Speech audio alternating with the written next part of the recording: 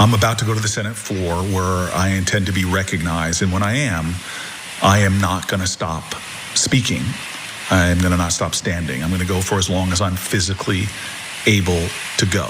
I've been hearing from people all over my state and indeed all over the nation calling upon folks in Congress to do more, to do things that recognize the urgency, the crisis of the moment. Democratic Senator Cory Booker has attracted tens of thousands of viewers on the live stream of his filibuster speech, in which he's filibustering no legislation, but you seem to have had some experience with this, Cenk. Yeah, so first of all, I'm gonna tell you in a second how many likes he got on TikTok, which is amazing. But I also want to tell you a little bit about the history of the filibuster. The guy whose record he's about to break did something amazing. And something terrible, but I'll get to all that. And by the way, and gross, yes. And Booker has a buddy throughout this entire thing. And why is he his filibuster buddy? I'll explain that too. So it's a really interesting story. Okay, so as I mentioned, Cory Booker isn't filibustering a bill. There's no legislation or specific legislation that he's filibustering. He's essentially giving this impassioned speech. And by the way, as we speak right now, the speech is continuing. He's still doing it. It's been going on for 23 hours.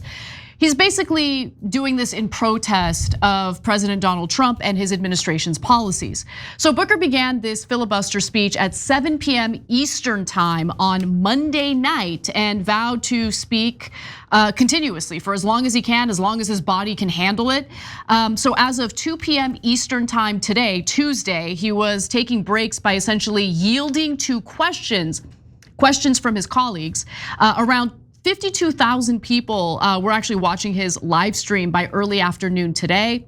Now, Booker's speech took aim at President Trump, White House senior advisor Elon Musk, and policies, he says, show a complete disregard for the rule of law, the Constitution, and the needs of the American people. And he covered a wide range of topics as well, including healthcare, Social Security, immigration, the economy, public education, free speech, and foreign policy. So based on the reporting so far and based on what I've seen from his speech, it seems as though he is in fact focusing on political issues, things that the Trump administration has done. In previous filibusters, because of how long it takes, you kind of run out of things to talk about. So you literally have examples of members of Congress, reading from a child's book or stuff like that. Now, in his intro, Booker declared that in just 71 days, the president has inflicted harm after harm on American safety, financial stability, the foundations of our democracy, and any sense of common decency.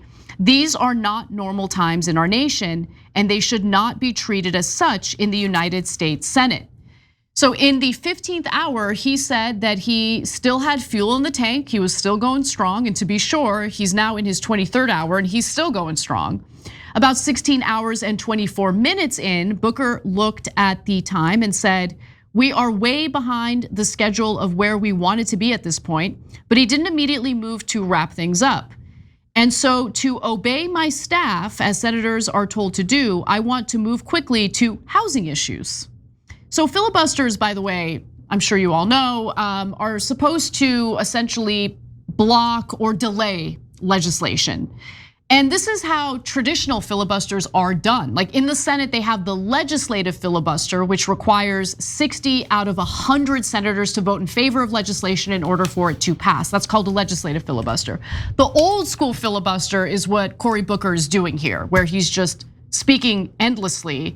In this case, not to block any legislation, but in order to get some attention as he's protesting some of what the Trump administration has been up to. So look, unless special rules are in effect, and in this case they're not, the Senate rules for filibuster are as follows. So a senator who has been recognized by the presiding officer can speak for as long as they wish, and they cannot be forced to cede the floor or interrupted without the speaker's consent. But there are some rules for the speaker as well. The senator must remain standing at all times. And they must speak continuously, more or less. So Booker took some questions from more than a dozen Democratic senators who participated in the proceedings throughout the day. And we're gonna get to the record holder in just a minute, but I wanna stop for you to chime in, Cenk. Yeah, so first on his filibuster buddy, it's Chris Murphy from Connecticut. Chris Murphy did a 15-hour filibuster earlier, not in this administration, but in the first one. And Booker stayed with him throughout. So just as support in the chamber. And this time Murphy has stayed with Booker throughout to ask him a question every once in a while to provide support. Okay, I love that. That's really nice. They should do a buddy cop movie later. Okay, but it's sweet. It's a beautiful thing. Okay, I like that he's fighting back. That's a good thing. So let me give you the upsides and downsides, right? And I like that he's at least getting media attention for these problematic things that the Trump administration and Elon Musk are doing. So if you wanted them to get media attention and fight back, at least you've got that, right?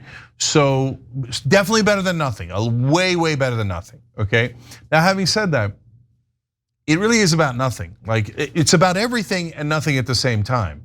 So it's not about a bill, it's not trying to stop a bill, it's not trying to stop a nomination. And I'll take it as long as when it's time to stop a bill, they also filibuster, right? Yes, yeah. And so as we just saw a little while ago, there's a continuing resolution that's basically the, to continue the budget, right? And instead of stopping it, it had tons of egregious things we do not agree with. 9 Democrats voted with Trump. Not only did they not filibuster, they didn't block it, they voted with him, right? So when money's on the line, the Democrats historically have said, oh golly gee, there was nothing we could do. A filibuster, I've never heard of it. Oh God, did they pass a multi-trillion-dollar tax cut for the rich who are also our donors again? There was nothing we could do. There was nothing we could do. Right, and that's the Democrats. Yeah. So look, they're getting caught though. Trump's getting caught by his own side. The Democrats are getting caught by their own side. Yep. We're in a different media ecosystem now.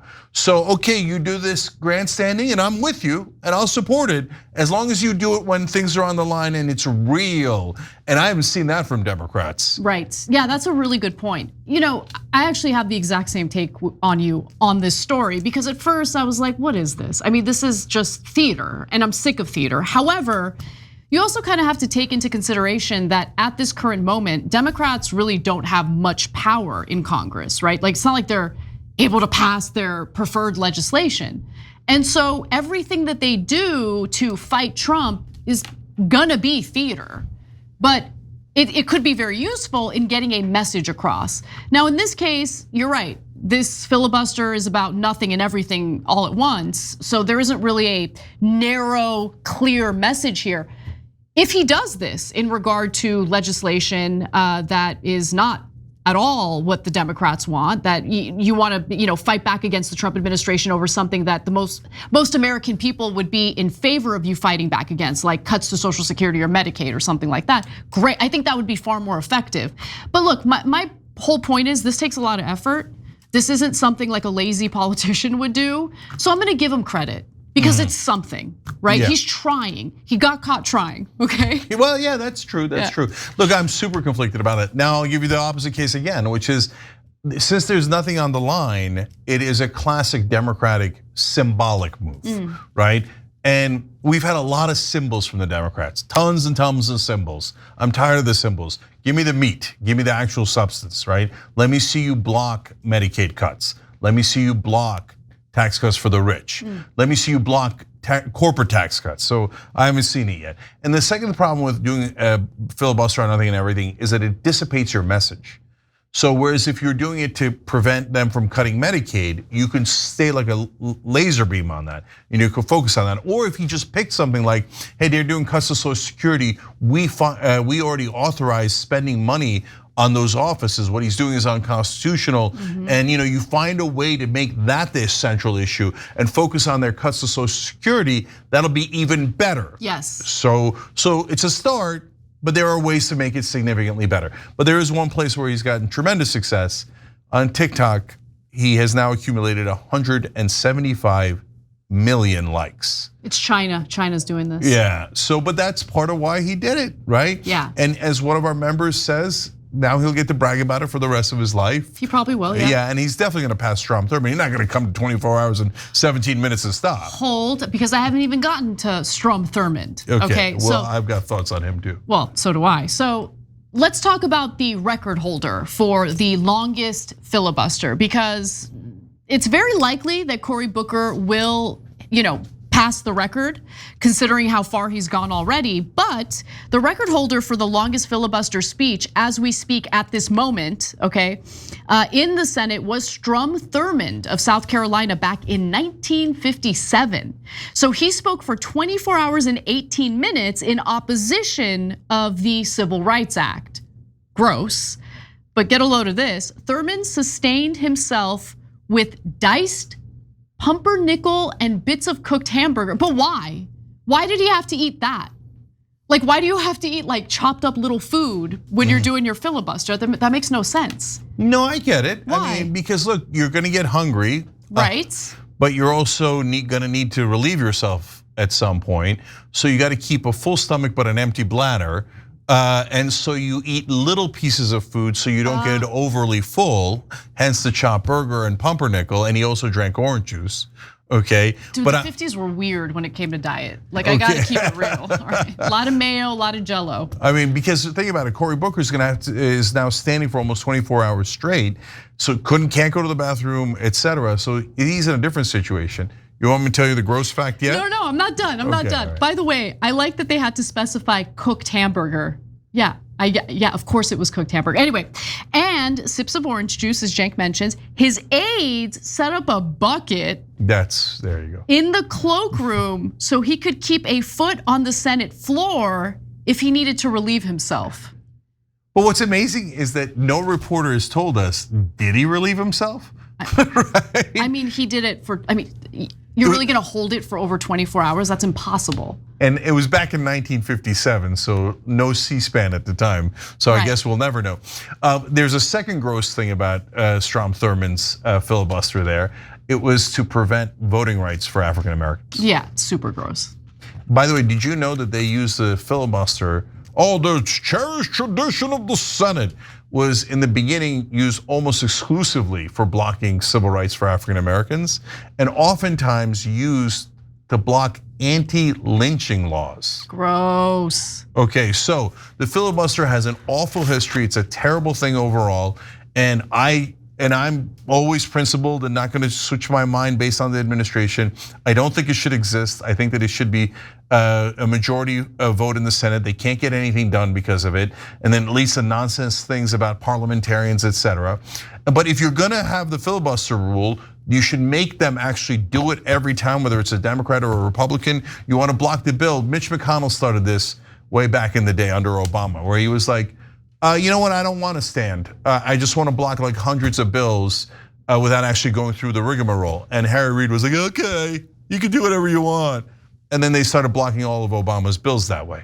And so no, if you're gonna do a filibuster, you should do it just like this. And Cory Booker just showed you how. We wanna see you pee in a bucket, okay? I don't really wanna see that. No, we don't. Okay. But so I'll just end on the same thing, which is thank you, Cory Booker. Please do it when it counts. Every time you ring the bell below, an angel gets his wings. Totally not true, but it does keep you updated on our live shows.